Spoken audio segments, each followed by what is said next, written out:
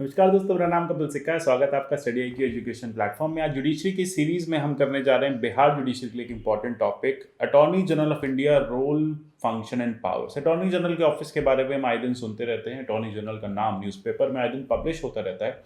ये टॉपिक हमारे लिए इसलिए इंपॉर्टेंट है क्योंकि प्रीलिम्स में इसमें फैक्ट्स पूछे जा सकते हैं या फिर मेंस में इस पर एक शॉर्ट नोट आ सकता है। अगर आप इनमें से किसी भी जुडिशरी एग्जाम की प्रिपरेशन कर रहे हैं तो आप हमारे इन प्रोग्राम्स को नीचे डिस्क्रिप्शन में दिए लिंक से परचेस कर सकते हैं। ये प्रोग्राम्स आपके एग्जाम पॉइंट ऑफ व्यू से ही डिज़ाइन किए गए हैं और बहुत इंपॉर्टेंट हैं। अगर आप इनके थ्रू प्रिपरेशन करते हैं तो फिर आप काफ़ी हद तक अपनी प्रिपरेशन को बेटर कर सकते हैं। स्टडी IQ पे आप विभिन्न माध्यमों से हमसे जुड़ सकते हैं। इसके PDF आप मेरे टेलीग्राम चैनल पे @कपिल लाइव से डाउनलोड कर सकते हैं। आप मुझे @कपिल सिक्का ट्विटर हैंडल पे भी फॉलो कर सकते हैं। तो चलिए शुरू करते हैं। आर्टिकल 76, देखो आर्टिकल 76 एग्जीक्यूटिव यूनियन एग्जीक्यूटिव का पार्ट है। तो यहाँ पे हमें पता होना चाहिए कि ऑफिस ऑफ अटॉर्नी जनरल जो है that is part and parcel of union executive. Article 76 कहता है कि there shall be attorney general of India, Bharat के एक अटॉर्नी जनरल होंगे। ये यूनियन एग्जीक्यूटिव के पार्ट होंगे और इन्हें हाईएस्ट लॉ ऑफिसर के नाम से जाना जाएगा। अगर हम आर्टिकल 76 की बेयर रीडिंग करें तो हमें ये पता चलता है कि president shall appoint a person who is qualified to be a जज ऑफ सुप्रीम कोर्ट, यानी हमें क्वालिफिकेशन भी यहीं से पता चल जाती है। कॉन्स्टिट्यूशन में मेंशन है कि वो सुप्रीम कोर्ट के जज बनने के काबिल होने चाहिए। उन्हीं को हम अटॉर्नी जनरल ऑफ इंडिया बनाएंगे।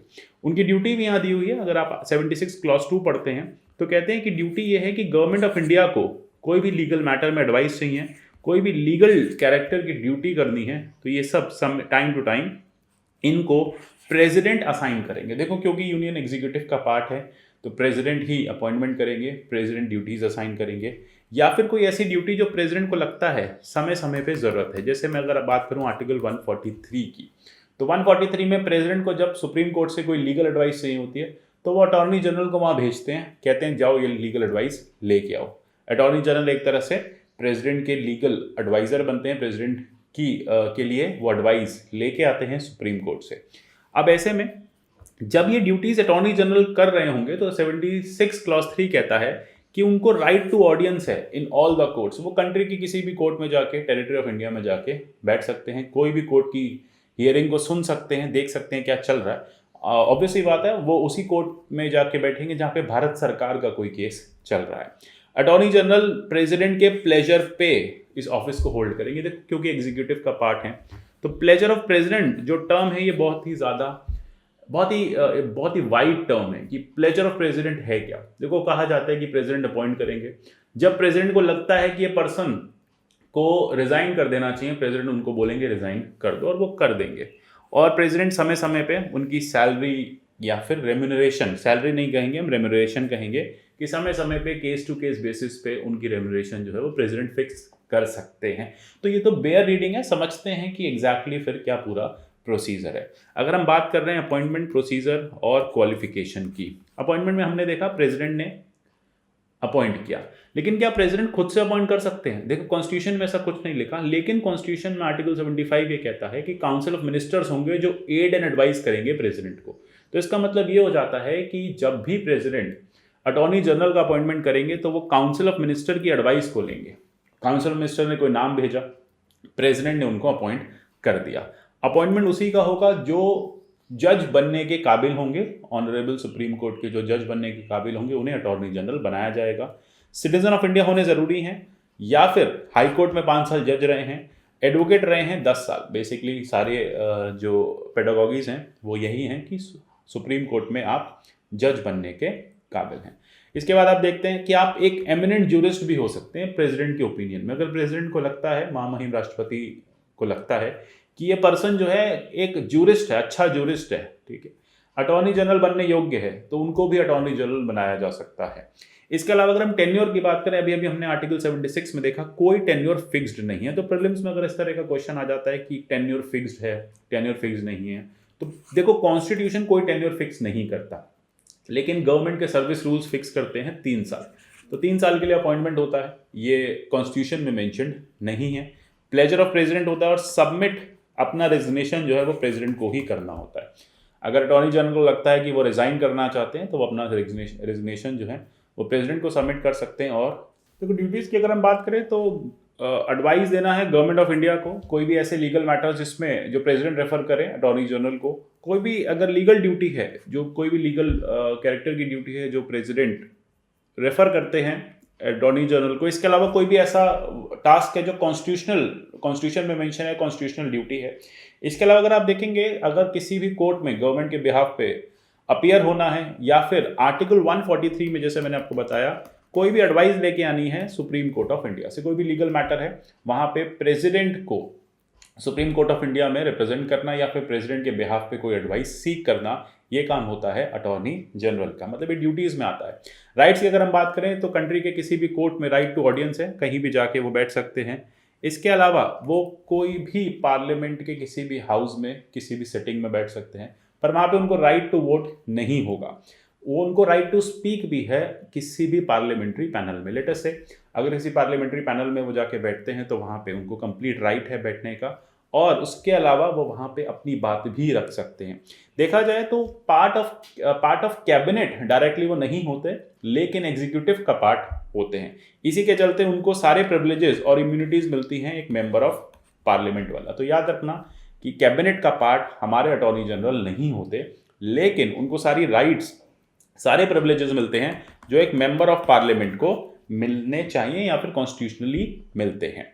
इसके अलावा एक चीज़ और है कि उनके पास एक राइट है कि वो प्राइवेट लीगल प्रैक्टिस कर सकते हैं। बस आइडिया बस यही है, प्राइवेट लीगल प्रैक्टिस करते समय कुछ लिमिटेशंस हैं कि वो गवर्नमेंट ऑफ इंडिया के अगेंस्ट कोई केस में ना आ जाएं, कोई एडवाइस ना दें, कोई ब्रीफ ना रखें। उसके बाद कोई भी ऐसा कोई भी मैटर में अपीयर ना हो जहां पे government of India second party है या ऑपोजिशन पार्टी है। कभी भी एक्यूज ना करें किसी क्रिमिनल प्रोसिक्यूशन में, किसी भी क्रिमिनल प्रोसिक्यूशन में गवर्नमेंट की परमिशन के बिना वो पार्टिसिपेट नहीं कर सकते, मतलब किसी क्रिमिनल केस को वो नहीं हैंडल कर सकते अगर गवर्नमेंट अलाउ नहीं कर रही है। इसके अलावा वो किसी भी तरह के सरकारी या सरकार से जुड़ी कोई भी ऐसी कंपनी में डायरेक्टर नहीं बनेंगे, कोई भी ऐसी कंपनी, कोई भी ऐसा कॉरपोरेशन या फिर गवर्नमेंट ऑफ इंडिया की मर्जी के बिना वो किसी भी कॉरपोरेशन के डायरेक्टर नहीं बन सकते। आइडिया देखो यही है कि एक इम्पार्शियल मैनर के साथ उनको अपनी कॉन्स्टिट्यूशनल ड्यूटीज करनी है।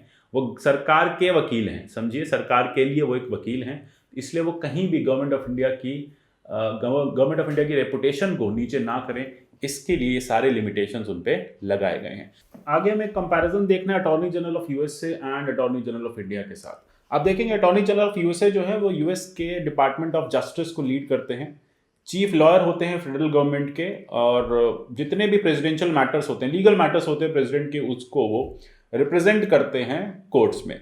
अब सिमिलरली वहाँ पे भी प्रिंसिपल एडवाइजर की पोस्ट मिली हुई है, लीगल मैटर्स में एडवाइस करने की पोस्ट मिली हुई है, और उनका जो अपॉइंटमेंट होता है वो प्रेसिडेंट के द्वारा ही होता है। लेकिन वहाँ पे अपॉइंटमेंट के बाद सेनेट से कंफर्मेशन भी चाहिए होता है। जैसे इंडिया में सिर्फ प्रेसिडेंट जो है वो काउंसिल ऑफ मिनिस्टर से पूछ के अपॉइंट कर लेते हैं, आपके यूएसए में आपको कंफर्मेशन चाहिए यूएस की सेनेट से। सिमिलरली जब रेजिग्नेशन होता है तो या तो वो खुद से रिजाइन कर सकते हैं या फिर प्रेसिडेंट उनको हटा सकते हैं, रिमूव कर सकते हैं, या फिर उनको इम्पीच भी किया जा सकता है दोनों हाउसेज द्वारा, कांग्रेस उनको इम्पीच कर सकती है। देखो टर्म यही है, आइडिया यही है कि जितने भी लीगल मैटर्स हैं उसमें प्रेसिडेंट को टाइम टू टाइम बताना क्या होना चाहिए, time to time legal advice देना। इसके अलावा वहाँ पे भी जो टर्म है, अगर आप बात करें टर्म मेंशन है या नहीं है, तो कोई भी टर्म मेंशन नहीं है, वो अपने प्रेसिडेंट के अकॉर्डिंग पूरे के पूरे टर्म सर्व कर सकते हैं जैसा प्रेसिडेंट उनको चाहे। यूजुअली देखा गया है कि जब एक प्रेसिडेंट आते हैं तो वो अपना अटॉर्नी साथ में लाते हैं, जब प्रेसिडेंट चेंज हो जाते हैं तो अटॉर्नी भी रिजाइन कर देते हैं, प्रेसिडेंट के साथ चले जाते हैं। एक डिफरेंस है इंडियन अटॉर्नी जनरल और यूएस अटॉर्नी जनरल में। यूएस में अटॉर्नी जनरल जो है वो कैबिनेट के पार्ट होते हैं, इंडिया में कैबिनेट के पार्ट नहीं होते। कैबिनेट के पार्ट अलग से एक लॉ मिनिस्टर होते हैं इंडिया में, लेकिन यूएसए में जो आपके अटॉर्नी जनरल होते हैं वो लॉ मिनिस्टर जैसे ही होते हैं, तो वहाँ पे वो कैबिनेट के पार्ट बनते हैं। अच्छा, कुछ एडिशनल फैक्ट्स हम देखते हैं कि इंडिया में इस समय अगर मैं आपसे पूछूं अटॉर्नी जनरल कौन है, तो ऑनरेबल जो मिस्टर के वेणुगोपाल जी जो हैं वो इस समय और अटॉर्नी जनरल जो है इंडिया के हैं। अच्छा, इंडिया में अटॉर्नी जनरल उनको 3 साल के लिए नियुक्त किया गया था 2017 से 2020 में। इससे पहले मुकुल रोहतगी जी थे, फिर ये आते हैं। अब 2020 की 30 जून को इनका जो टर्म है खत्म हो रहा था। ये 89 ईयर्स के हो चुके हैं। टेक्निकली 3-3 साल का टेन्योर मिलता है, लेकिन इन्होंने कहा क्योंकि मेरी एज बहुत ज़्यादा है, मैं 89 ईयर्स का हो चुका हूँ, तो अभी सिर्फ मुझे आप 1 साल का टर्म दो, उसके बाद मैं देखूंगा मुझे क्या करना है। तो अभी फिर से 30 जून 2021 को इनका टर्म खत्म हो रहा है, फिर देखेंगे ये वापस कंटिन्यू करते हैं या फिर कोई नए अटॉर्नी जनरल जो हैं वो अपॉइंट किए जाते हैं। तो आशा करता हूँ ये टॉपिक आपको समझ में आया होगा। इस तरह के बहुत सारे टॉपिक्स हम जुडिशरी के लाते रहेंगे। जैसा मैंने आपको पहले भी बताया कि डिस्क्रिप्शन में लिंक दिया हुआ है जुडिशरी के कोर्सेज का, वहाँ से जुडिशरी के कोर्सेज को परचेज कीजिए और अपनी प्रिपरेशन को और बेटर करिए। मिलते हैं अगले किसी सेशन में, तब तक के लिए good bye, take care and God bless you all.